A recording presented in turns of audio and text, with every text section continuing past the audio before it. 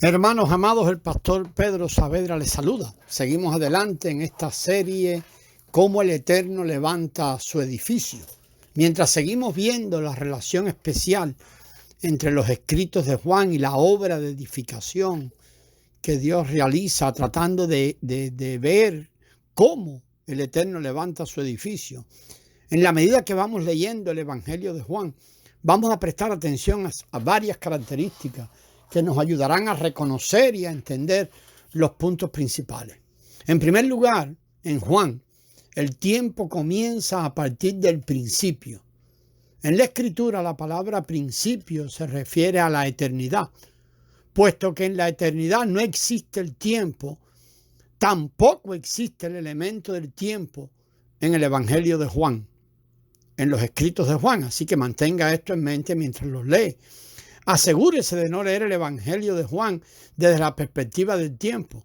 Juan nos muestra cómo Dios en la eternidad entró en nosotros para hacer la vida eterna.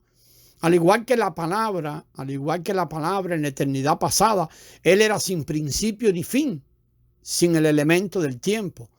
Aunque Él entró en el tiempo y estuvo restringido por el tiempo, impartió al hombre la vida eterna. Una vida que sobrepasa los límites del tiempo.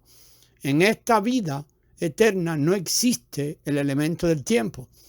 Como un paréntesis, quisiéramos referirnos al tema de leer la Escritura, de la lectura de la Escritura. Muchos hermanos suponen que Génesis es el primer libro en la Escritura, en la Biblia, que empieza su narración desde el principio. Y creemos, y muchos creen que su relato es el más antiguo que hay en la Escritura. Sin embargo, debemos ver que el relato del Evangelio de Juan se remonta aún más al pasado que Génesis. ¿Por qué? Porque Juan comienza a partir de la eternidad pasada, la eternidad sin principio. Juan comienza en el principio. ¿Y cuál es ese? En cambio, el principio de Génesis tiene un punto de partida, el cual es el tiempo de la creación. Ahí comienza Génesis. En otras palabras, Génesis comienza desde el principio del tiempo, mientras que Juan comienza antes que el tiempo comenzara, en la eternidad pasada. Este es un detalle y muy importante al leer el libro de Juan. Además, Génesis empieza con la creación, pero Juan empieza con Dios. Génesis dice, leemos allí, en el principio creó Dios los cielos y la tierra. Pero si leemos Juan 1:1, dice, en el principio era la palabra era Dios. Solo después que habla del Dios que era en el principio, procede a declarar que todas las cosas por medio de Él llegaron a existir. Por tanto, Génesis empieza en Génesis empieza en Juan 1:3, en la cláusula, todas las cosas por medio de Él llegaron a existir. Los primeros dos versículos de Juan 1 ocurren antes de Génesis, preceden al libro de Génesis. Estos asuntos son muy importantes, cruciales, que deben tenerse en cuenta en la lectura de la Biblia. Debemos prestar atención a ellos. Vamos a ver otro detalle. En el Evangelio de Juan no existe el espacio. El Evangelio de Juan excede los límites del tiempo y del espacio. El tiempo de Juan es la eternidad pasada y el espacio de Juan es Dios. En Juan 3:3 encontramos una frase que dijo el propio Señor, el cual demuestra que no existe el elemento del espacio en el Evangelio de Juan. Leemos allí, Juan 3:13. Nadie subió al cielo, sino el que descendió del cielo, el Hijo del Hombre, que está en el cielo. No entendemos estas palabras porque estamos llenos de conceptos espaciales, queriendo decir conceptos del espacio, limitados por el espacio. Sin embargo, para el Señor no existe el elemento del espacio. Muchas veces decimos que el Señor Jesús dejó el cielo y descendió a la tierra. No obstante, aquí el Señor Jesús dice que Él había dejado el cielo, pero que todavía estaba en el cielo. Vuelva a leer Juan 3:13. A menudo nosotros también decimos que el Señor dejó la tierra y ascendió a los cielos. Pero creo que el Señor Jesús diría, no, yo dejé la tierra, pero aún estoy en la tierra. No dice el Evangelio de Juan que el Señor Jesús descendió del cielo. Tal vez usted piensa, ¿no dijo el mismo Señor que Él descendió del cielo? Y eso es cierto, ahí lo leemos, Él dice en Juan 3:13. Pero el Señor después añadió que todavía está en el cielo. De la misma manera tampoco podemos encontrar el relato de la ascensión del Señor Jesús en el Evangelio de Juan. Piénselo, o léalo, búsquelo. No encontramos el relato de la ascensión en el Evangelio de Juan. Marcos contiene un relato de la ascensión del Señor Jesús y Lucas también. Pero ni Juan ni Mateo incluyen el relato. Podemos decir que de los 4 evangelios, al menos hay 2 que mencionan la ascensión del Señor Jesús. Podemos ver que los 2 libros que hablan de la ascensión, hay 2 libros que hablan o relatan la ascensión del Señor y 2 libros que no la mencionan.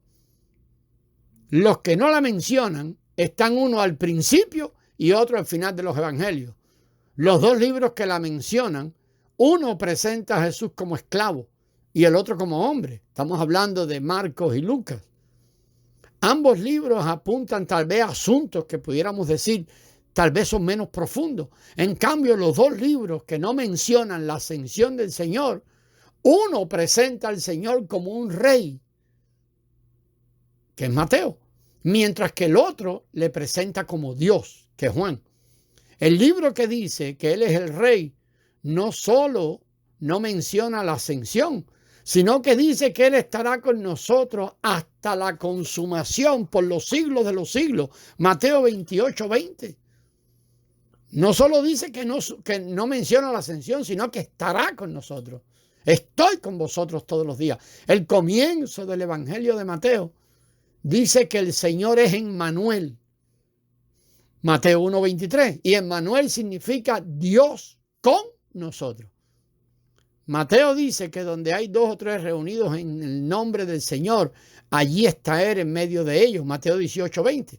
Al final dice que el Señor estará con nosotros hasta la culminación del siglo. Mateo nos dice que el Señor es Emmanuel y que Él viene a gobernar en nuestro interior como nuestro Rey espiritual. Por lo tanto, Él no nos deja, sino que estará con vosotros hasta la consumación del siglo. El Evangelio de Juan dice que el Señor es aquel que es desde el principio, desde la eternidad pasada, que vino para estar entre nosotros. Él no vino del cielo a la tierra, sino de Dios al hombre. No es un asunto de lugar, sino de persona. Él nunca abandonó los cielos, ni nunca abandonó la tierra. Él dice, permaneced en mí. Juan 15:4. Y este es un hecho que podemos experimentar hoy en día. Para permanecer en el Señor no necesitamos ir al cielo. No necesitamos subir una escalera que llegue hasta el cielo para permanecer en el Señor por un tiempo y después de unos días descender. No es necesario hacer esto porque no existe el elemento del espacio. El Señor dice, permaneced en mí y yo en vosotros. Hoy el Señor Jesús vive en nosotros sin haber descendido del cielo.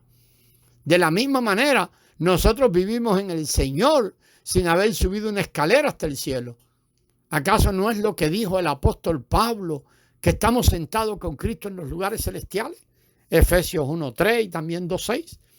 Esto suena como un trabalengua o tal vez como una broma, pero solo es un ejemplo para destacar que el Evangelio de Juan no contiene el elemento ni del tiempo ni del espacio. El Señor descendió, pero todavía está en el cielo. Después de resucitar, ascendió, pero todavía está en la tierra. Después de la resurrección del Señor, los discípulos estaban dentro de la casa, con las puertas y ventanas cerradas. ¿Usted recuerda esto? Y de repente el Señor apareció en medio de ellos. Esto era o fue verdaderamente maravilloso. ¿Por dónde entró? Bueno, no lo sabemos. Él no era simplemente un espíritu, pues también tenía un cuerpo de carne y hueso. Sin embargo, las puertas y ventanas estaban cerradas, así que no sabemos cómo entró en la casa. Después que hubo hablado con los discípulos y les dijo que recibieran al Espíritu Santo, desapareció de nuevo. No sabemos a dónde se fue. Si decimos que se marchó, no lo vimos abrir la puerta. No sabemos. Él volvió a aparecer cuando Pedro y los otros discípulos se fueron a pescar al mar. Y no sabemos a dónde se fue después de aquella ocasión. Cuando leemos el Evangelio de Juan, no podemos encontrar versículos que nos digan a dónde fue. Porque ¿por qué el Evangelio de Juan no dice a dónde fue el Señor? Porque en el Evangelio de Juan no existe el elemento del espacio. Hoy Él está en todas partes. Incluso al estar reunidos en su nombre, el Señor también está allí. Él es aquel que sobrepasa los límites del tiempo y también es aquel que sobrepasa los límites del espacio. En estos dos puntos son de mantener muy claro cuando leemos el Evangelio de Juan. Recuerden que en su encarnación Él vino, no del cielo a la tierra, sino de Dios al hombre.